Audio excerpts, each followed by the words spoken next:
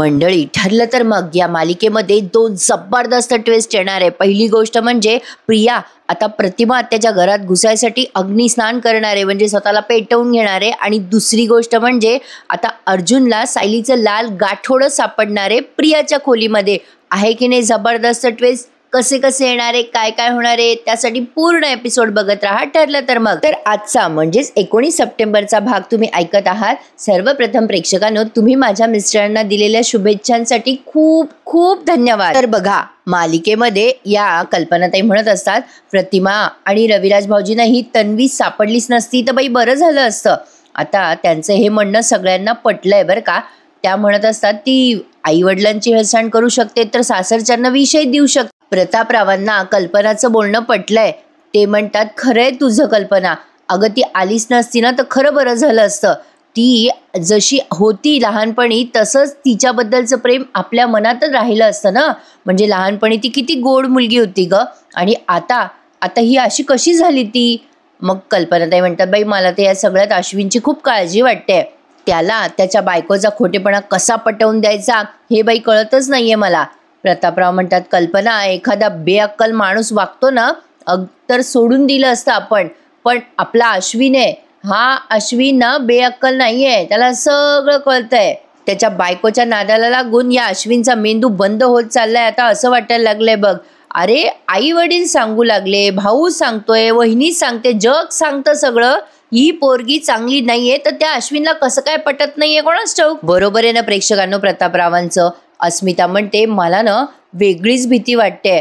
अस्मिता म्हणते ती काहीही करून आपल्या अश्विनला गुंडाळणारच आणि त्याचा हात धरून ती आपल्या घरात शिरणार म्हणजे शिरणारच. मला तर आता खूप भीती वाटायला लागली आहे. आणि आता प्रेक्षकांनो, खरं आहे ना, हिने कधी एवढी आयती वैती प्रॉपर्टी सोडाव, ही खरंच कुठल्याही थराला जाऊ शकते घरात घुसायसाठी. आणि एक्झॅक्टली तिने तेच केलंय बरं का. आता अश्विन आणि ती दोघेही बाहेरच बसलेले आहेत बरं का गेटमध्ये, आणि तिला आता डास चावत असतात प्रियाला. आता ती वैतागलेली असते बरं का.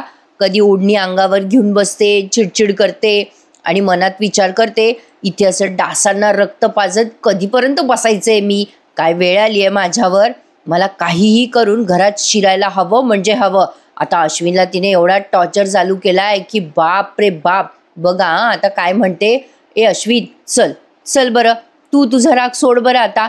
अरे कसेही वागले तरी तुझे आई बाबा आहेत ना रे ते. त्याचा हात धरते आणि म्हणते, चल चल चल आता आपण आतमध्ये जाऊयात. मग आता अश्विन म्हणत असतो, नाही नाही मला नाही जायचं आतमध्ये. प्रिया म्हणते, असं काय करतोस अरे अश्विन, अरे आपण पुन्हा प्रयत्न करू, घेतील ना ते आपल्याला आतमध्ये. अश्विन म्हणतो, नाही तन्वी, अजिबात नाही, मला ना त्यांच्याशी बोलायची इच्छाच होत नाहीये. प्रिया म्हणते, अरे अश्विन पण. आता अश्विन म्हणतो, अगं तू आज बघते त्यांचा राग, पण तू जेलमध्ये गेल्यापासून मी रोज बघतो ना, ही किती उलट्या काळजाची माणसं आहेत ते. अगं तू जेलमध्ये शिक्षा भोगत असताना ही माणसं इकडे हसत होती, खिदळत होती, अगं सण बिणं साजरे करत होती ग. अगं त्यांना काही फरक पडत नाही, तुझ्यामुळे त्यांना काहीही वाटत नाही. प्रिया म्हणते, अरे असू दे ना अश्विन, अरे काय फरक पडतो, अरे माझी माणसं माझ्यामुळे दुःखी झालेली आवडतच नाही रे. अरे मला माझ्या माणसांना गमवायचंच नाहीये. अरे किती वर्षांपासून मी माझ्या आई वडिलांपासून लांब राहिले रे. कष्टाने मिळालेल्या कुटुंबाची किंमत काय असते मला कळत नाही का? तू चल रे आतमध्ये, तुला नाही कळणार. अश्विन म्हणतो, अगं मग आता काय करायचं, आपण असं बळजबरी नाही ना आज जाऊ शकत. मग प्रिया आता जोरात ओरडते बरं का त्याच्यावर, मग काय करायचंय? चांगली दातोट खाते आणि त्या अश्विनला म्हणते, मग काय करायचंय, आपण या गवतात आणि चिखलात झोपायचंय का, त्यांनी घरात नाही घेतलं म्हणून. आता इकडे सायलीबाई म्हणत असते की नाही नाही आपण असं होऊच द्यायचं नाहीये. अर्जुन म्हणतो, अरे ती काय करणार आहे आता, आपण जर तिला घरात घेतलं नाही तर ती काय करणार आहे? अस्मिता म्हणते, अरे अर्जुन, ती स्वतःच्या स्वार्थासाठी काही करू शकते, कुठल्याही थराला जाऊ शकते ती, आणि कुठलंही टोक गाठू शकते. मी तुम्हाला सगळ्यांना एक गोष्ट सांगितलेली नाहीये आतापर्यंत. पण अर्जुन म्हणतो, पण काय अस्मिता ताई, काय नाही सांगितलं, बोल ना तू, सगळ्यांना सांग काय झालं. कल्पनाताई म्हणतात, अगं बाई अस्मिता, बोल बाई पटकन, उगाच डोक्याला भुंगा नको ठेवू बाई. मग अस्मिताने सांगितलं की चोरोटीच्या दिवशी ते तेल जे सांडलं होतं ना खाली, ते तेल तन्वीने सांडलं होतं तिथे. मी त्या तेलावरनं पडावी आणि तो आळ सायलीवर यावा असा तिचा प्लॅन होता. अरे बापरे. आता हे ऐकून यांच्या मनामध्ये प्रियाबद्दल आणखीन घृणा निर्माण झाली आहे. आता हे प्रतापराव म्हणतात, बापरे, सायलीवर आणण्यासाठी ही तन्वी तुझ्या बाळाच्या जीवावर उठली अस्मिता. अस्मिता म्हणते हो डॅड. आणि त्या दिवशी मी तिला तसं विचारलं ना तर सारवासारव करायला म्हटली कशी की त्या तेलावरून मी नाही सायली पडेल म्हणून मी असं केलं. आता हे सगळं किती भयंकर आहे याची कल्पना या सगळ्या सुभेदार फॅमिलीला आली आहे. अस्मिता म्हणते शिवाय ते तेल तिने स्वतःच ओतून ठेवलं होतं हे तिने मला कबूल केलं होतं. आता हे सगळं ऐकल्यावर किती भीती वाटली असेल या सगळ्यांना की प्रिया केवढी भयंकर आहे. सायली तेच म्हणते भयंकर मुलगी आहे ही प्रिया. मधुभाऊंवर आमच्यावर काय संस्कार केले आणि ही कशी वागते. खरंच आहे प्रेक्षकांनो काहीतरी फॉल्ट एवर काहीच्या डोक्यामध्ये. सायकिक पोरगी आहे ही. आता काय विचार करते बघा. अश्विनला ती ओरडते ना मगाशी तर आता लगेच अश्विन तिच्याकडे बघतच राहतो नेहमीप्रमाणे आणि मठ्ठसारखा पुन्हा तिची साथ देतो. आता प्रिया म्हणते कशी अरे अश्विन अरे ऐक ना रे माझं. अरे जेवढं मोठं घर असतं ना रे त्यांचं मनही तितकंच मोठं असतं. अरे चल अरे अश्विन घेतील ते आपल्याला आतमध्ये चल. आता अश्विन म्हणतो ठीक आहे तुला जायचंय का आतमध्ये. मग माझ्याकडे एक आयडिया आहे. मग प्रिया म्हणते कसली आयडिया आहे सांग ना. अश्विन म्हणतो दादाने आणि वहिनीने एक आयडिया केली होती जेव्हा ते घरी आले होते लग्न करून तेव्हा त्यांनी बाहेरच गार्डनमध्ये एक तंबू ठेवला होता. एक तंबू तयार केला होता आणि त्यात ते राहिले होते. मग घरच्यांनी सुद्धा नाईलाजाने त्यांना आत घेतलंच होतं. चल तन्वी आता आपण तेच करायचं चल. आता अश्विन बरोबर हिच्या नादाला लागून तसाच विचार करतोय प्रेक्षकांनो. आता हे दोघंच्या दोघं बॅग बिग घेतात आणि शिरतात गेटच्या आतमध्ये आणि कंपाऊंड वॉलमध्ये तंबू तयार करतात. कमाले पण प्रियाच्या बॅगमध्ये साडी सापडली. विचार करायसारखा प्रश्न आहे ना कारण ती ड्रेसेस घालते म्हणून म्हटलं. इकडे विमल म्हणते देव करो आणि या प्रियाची म्हणजे या तन्वीताईची नजर आपल्या अस्मिताताईच्या बाळावर न पडो रे बाबा. मग आता अर्जुन म्हणतो हो खरंय हिला ना आता चांगला धडा शिकवला पाहिजे आपण सगळ्यांनी. तन्वीला तिच्या प्रत्येक कर्माची शिक्षा मिळणारच. आता ह्या कल्पनाताई म्हणतात तिला ना जाऊन जाबच विचारते मी आता. तिची अशी हिंमत झालीच कशी अस्मिताच्या बाबतीत. आता मी विचारतेच जाऊन तिला असं म्हणून या कल्पनाताई तिच्याशी डोकं लावायला जाणार असतात. तेव्हा सायली सेन्सिबली सांगते बरं का मला पटलं तिचं बोलणं. ती म्हणते थांबा आई तुम्ही बसून घ्या खाली. कल्पनाताई म्हणतात अगं पण. सायली म्हणते नाही आई तुम्ही नका जाऊ कुठे खरंच तुम्ही खाली बसा. मग प्रतापराव म्हणतात हो कल्पना बरोबर बोलते सायली तू बस खाली बस बरं. आता कल्पनाताई बसतात खाली तेव्हा सायली सगळ्यांना छान समजवते बरं का. कल्पनाताई म्हणतात अगं सायली त्या तन्वीने बाळाचा सुद्धा विचार केला नाही ग आपल्या अस्मिताच्या आणि आपण गप्प बसायचं का. मग सायली म्हणते आई मला सांगा या आपल्या घराच्या किल्ल्या कोणाकडे आहेत. मग कल्पनाताई म्हणतात असा का प्रश्न विचारतेस तू सायली तुझ्याकडे आहेत ना त्या किल्ल्या. सायली म्हणते आई त्या फक्त किल्ल्या नाही आहेत तर पूर्णाजीने माझ्यावर सोपवलेली एक विश्वासाची जबाबदारी आहे. मग आणि ती जबाबदारी मी पार पाडणारच. तुम्ही बघाच आता मी काय करते. प्रतापराव म्हणतात म्हणजे काय करणार आहे सायली. सायली म्हणते अहो बाबा त्या प्रियाने इतके गुन्हे केलेत की ते कागदावर मावणारच नाही आहेत. आपण सतत सतत तिचा विचार करून आपल्या घराचं वातावरण खराब करून घ्यायचं का. सायलीचं म्हणणं बरोबर आहे. किती विचार केला तरी हा विषय उगाचच पल्ला वाढतच राहणार. सायली म्हणते तिला जाब तरी आपण कशा कशाचा विचारणार आहे. आपण असं सगळ्या गोष्टींचा विचार करून त्रास करून घ्यायचा आहे का. अस्मिता म्हणते हो खरं आहे मीच तुम्हाला तन्वीबद्दल भरपूर गोष्टी सांगू शकते. अस्मिताने असं सांगितल्यावर अर्जुन म्हणतो नको रे बाबा आता त्या बाईचे कारनामे ऐकायचेच नाही आहेत. सायली म्हणते आई तुम्ही काय म्हणाल होता मगाशी की प्रिया आपल्या घराला लागलेली वाळवी आहे. आपण काय करतो वाळवीच्या बाबतीमध्ये त्या वाळवीवर चिडून ती आपल्याच घरात का आली या गोष्टीचा विचार करतो का. या गोष्टीचा त्रास करून घेतो का आपण नाही ना. मग आपण त्यावरती इलाज करतो ठोस उपाय करतो आणि त्या वाळवीला कायमचं आपण विसरून जातो. आपण कधी बोलतो का तिच्याबद्दल. आपण प्रियाच्या बाबतीत पण हेच करायचंय. आपण तिचा विषय घरात काढायचाच नाहीये. कशाला तिच्याबद्दल बोलत बसायचंय. कल्पनाताई म्हणतात अरे बापरे पण हे मला जमेल का मला नाही माहिती बाई. प्रतापराव म्हणतात कल्पना जमायला तर तुला हवंच. सायली जे सांगते ना ते अगदी योग्य आहे. कल्पनाताई म्हणतात अहो पण मग माझ्या मनातला राग. सायली म्हणते आई जिच्यावर या घराची जबाबदारी आहे अशी या घरची मोठी सून म्हणून आणि या घरची मॅनेजर म्हणून मी तुम्हाला सांगते. अर्जुन म्हणतो सायली मॅनेजर नाही CEO, तू या घराची CEO आहेस. मग सायली म्हणते या घराची CEO म्हणून मी तुम्हाला सांगते की या घरामध्ये आजपासनं प्रियाचा विषय बंद म्हणजे बंद. अर्जुन, सायली आणि प्रतापराव सगळेच जण आता या गोष्टीला दुजोरा देतात. सायली म्हणते प्रियाचा विचार करून या घराचा आनंद आपण आता घालवायचा नाही आणि तो दिवसही लवकरच येईल जेव्हा अश्विन भाऊजी आता घरी लवकर परत येतील, तेव्हा प्रियाचं रूप त्यांना कळलेलं असेलच. तोपर्यंत प्रत्येक दिवस हसत खेळत आणि आनंदात घालवायचा आहे आपल्याला. आणि प्रेक्षकांनो, या प्रियाने त्या अश्विनला सपकन मारलं हे अर्जुन सायलीनी स्वतःच्या डोळ्यांनी बघितलं बरं का. बघा आता थोड्याच वेळात तुम्हाला तो सीन दिसणार आहे. अरे बापरे, काय दाखवली आहे प्रेक्षकांनो ही प्रिया, डेंजरच आहे बाबा. तर बघा आता सायलीबाईंचं हे सगळं बोलणं झालंय. रात्र झाल्यावर सायलीबाई आता झोपायच्या तयारीत आहे. बेडरूमचा सीन आपण बघत आहोत. सायली आता तिच्या कपड्यांच्या घड्या घालता घालता अर्जुनशी गप्पा मारतीये.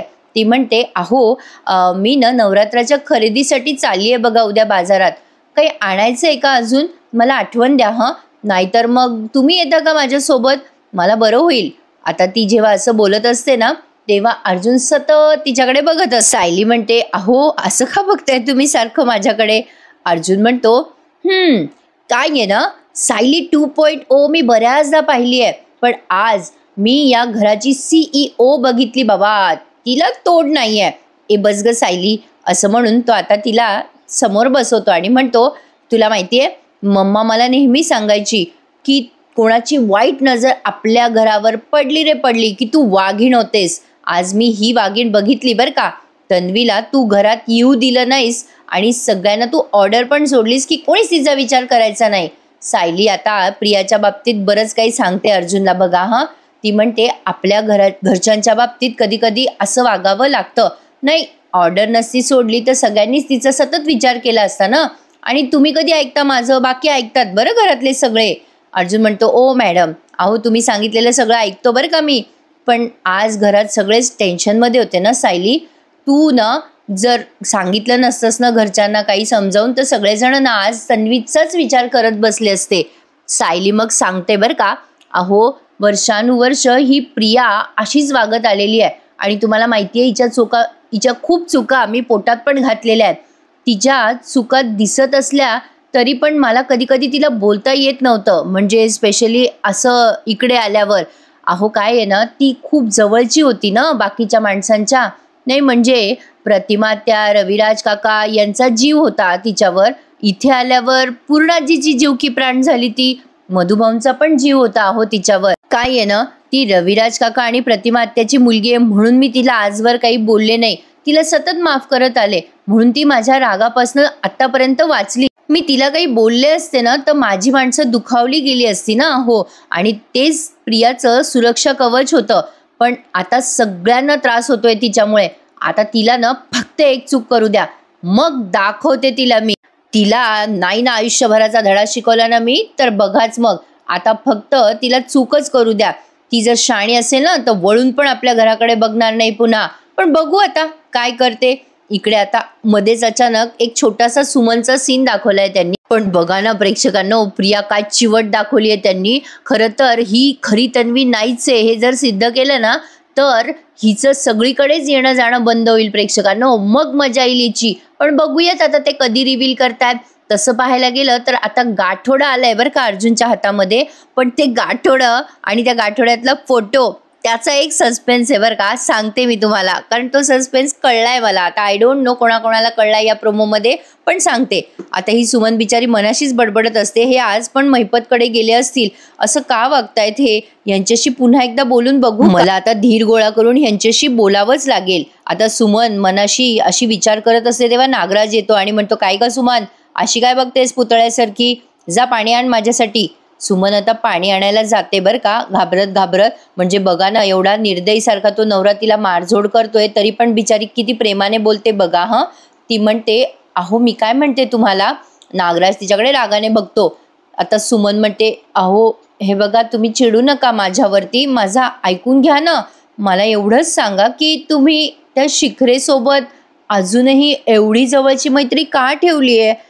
तो माणूस भयंकर आहे तो घर उद्ध्वस्त करेल कोणाचं. ते घर आपलं नको ना असायला. आता हा नागराज दोन्हीच्या दोन्ही हात पुढे करतो तेव्हा सुमन घाबरते. तिला वाटतं की नागराज आता पुन्हा तिला मारतो का काय. पण आता नागराज तिच्या खांद्यावर हात ठेवून म्हणतो, सुमन अगं माणसाला जेवढी अक्कल असते ना तेवढंच माणसाने बोलावं, कळलं ना तुला. आता ही सुमन त्या नागराचा हात हातात घेते प्रेमाने आणि म्हणते, अहो तुमची बायको म्हणून माझ्यावर इतकाही अधिकार नाहीये का.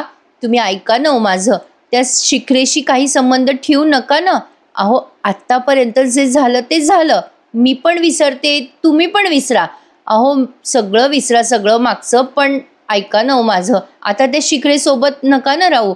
तर बघा आता इकडे एवढं सुमनने समजवलं, तर आता त्याची नागराजची काय प्रतिक्रिया असेल ते उद्या दिसेल आपल्याला. आता इकडे अर्जुन चैतन्याला फोन लावत असतो, पण चैतन्य काही उचलतच नसतो फोन. तेवढ्यात अर्जुनचं लक्ष या अश्विन आणि प्रियाच्या तंबूकडे जातच. आता त्याला लक्षात आलं की जसं मी आणि सायलीने केलं होतं तसंच हे कॉपी करू लागलेत, म्हणून तो मनाशीच म्हणतो, कॉपी कॅट कुठले. अर्जुन विचार करतो, सायलीने आणि मी असा तंबू ठेवला होता म्हणून हे दोघं पण तेच करतात. यांना वाटत असेल की आपणही असं राहिलं तर घरचे बरोबर आतमध्ये घेतील. तेवढ्याच सायली येते बरं का. प्रिया जागीच असते तंबूमध्ये. मी म्हटलं ना तिने काय केलं ते अर्जुनने पाहिलंय. आता सायली म्हणते, अहो काय करताय तुम्ही इथे. तर आता अर्जुन म्हणतो, ते बघ समोर बघ काय चाललं. सायली, बघ मी सिनेमा बघतोय आणि तो सुद्धा सुपर फ्लॉप होणारा. बघ बघ तुला बघायचं असेल तर बघ समोर. आता समोर प्रिया आणि अश्विन तंबूमध्ये झोपलेले बघते सायली. आता सायलीला पण आठवतं की अहो आपण असंच केलं होतं ना. अहो लग्नानंतर माझ्या साड्यांचं असंच छोटं घर उभं केलं होतं आपण. आता तिथे आपल्याला आठवण करून दिली आहे सायलीच्या घराची. मग सायली म्हणते, पाहिलं का ते आपल्यासारखंच करताय. अर्जुन म्हणतो, अगं बायको तू घर बनवलं होतं साड्यांचं घर, पण या प्रियाने काय बनवलंय, टेंट बनवलाय, तंबू. अगं बायको तू सोबत होतीस त्यावेळेला माझ्या, म्हणून ती जागा मला मखमलीसारखी मऊ लागत होती, पण हिचं काय. सायली म्हणते, अहो तुमच्या हाताची माझ्यासाठी उशी झाली होती ना. प्रिया आता उठून बसते बरं का. सायली म्हणते, ही प्रिया काय करणार आहे, हिला तर सतत तक्रारीच करायच्या असतात. एखाद्या आलिशान घरात सुद्धा काय काय नाहीये हे सांगून ती समोरच्या माणसाला छळून छळून मारेल. ही प्रिया अशा वातावरणात किती दिवस राहणार आहे कोणास ठाऊक. आता प्रिया उठून बसलेली असते बरं का आणि डास मारत असते. आता ऑब्व्हियसली त्या गार्डनमध्ये डास असणारच. अर्जुन म्हणतो, बघ ना सायली कशी उठून बसली आहे ती आणि डास मारतीये. सायली म्हणते, अशीच आहे ती. अहो आश्रमात पण फार नखरे करायची, आम्हाला एवढा त्रास द्यायची. मऊ गादीच द्या, फॅन जरा फास्ट लावा, पूर्ण काळोख करायचा, कोणी बोलायचं नाही ती झोपलेली असताना. सगळ्यांना असा एवढा त्रास द्यायची बघा, सळो की पळो करून सोडायची. आणि अशी मुलगी या अशा वातावरणात किती दिवस टिकणार आहे. मला नाही वाटत ती जास्ती वेळ या तंबूमध्ये राहील, फार फार तर उद्या सकाळपर्यंत. सायलीचं म्हणणं 113% खरं झालं बरं का. आता ही प्रिया उठून बसते आणि काय करते बघा. ती विचार करते, बिंडोक बेअक्कल माणूस आहे हा अश्विन. याला स्वतःच्या आई वडिलांना सुद्धा मनवता नाही आलं. गाढव कुठला, घरात नाही घेता आलं ना त्याच्या आई वडिलांना, याला सांगता पण नाही आलं. आता काय घोरत पडला इथे. एकतर मला इथे झोप येत नाहीये, मला याच्यामुळे इथे मातीत राहावं लागतंय. अरे यार याच्या डोक्यात भुसा भरला यार. इतका राग येतोय ना आता प्रियाला. सायली आणि अर्जुन लांबून बघतायत बरं का, ही काय आगोपणा करते. आता बघा प्रिया काय करते, एक असा बुक्का करते तिच्या हाताचा, जोरात त्या अश्विनच्या पाठीवर मारते. आता इकडे अर्जुनच्या काळजात धस्स होतं. अगो बघ ना सायली, तिने मारलं अश्विनला. अश्विन खडबडून बिचारा जागा होतो बरं का, तो गाढ झोपलेला असतो. उठून म्हणतो, काय काय झालं अगं तन्वी. मग प्रिया म्हणते, अरे डास होता, डास तुझ्या पाठीवर होता रे. चावला असता तर तुला डेंग्यू मलेरिया काही झालं असतं रे, म्हणून मी तुला असं मारलं. आणि दाखवते सुद्धा कसं मारलं ते. अश्विन म्हणतो, हो बरं केलंस ते तू तन्वी. बरं ठीक आहे, तू पण अशी ओढणी घे तुझ्या अंगावर आणि झोपून राहा, म्हणजे डास नाही चावणार तुला. पाहिलं का प्रेक्षकांनो, आता या अर्जुनच्या मनात कसं तरी झालं. स्वतःच्या भावाला या परिस्थितीत बघून त्याला फार त्रास होतोय. पण म्हणतात ना प्रेक्षकांनो, ज्याच्यासोबत राहाल त्याच्यासोबत तशी फळं भोगावी लागतात. आता अश्विनला कुठल्याही परिस्थितीत झोप येते हे बघून प्रियाला राग येतोय अश्विनचा. आता सायली अर्जुन ते सगळं दृश्य पाहतात बरं का. आणि अर्जुन म्हणतो पाहिलं का.